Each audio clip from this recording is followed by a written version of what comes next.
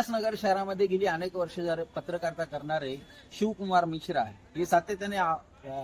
उल्हासनगर शहरामधील होणाऱ्या भ्रष्टाचाराच्या विरोधात आवाज तर बुलंद करतच आहे, परंतु त्यांची समाजसेवा करण्याची जी वृत्ती आहे ती देखील त्यांनी ती अबाधित ठेवलेली आहे. नवीन वर्षाच्या रात्रीला त्यांनी कंबळ वाटप करून जनतेचं जे प्रेम कमवलं आहे त्याबद्दल वेगळं काय सांगण्याची गरज नाही, परंतु यामध्ये असं दिसून येतं की शिवकुमार मिश्रा हे सातत्याने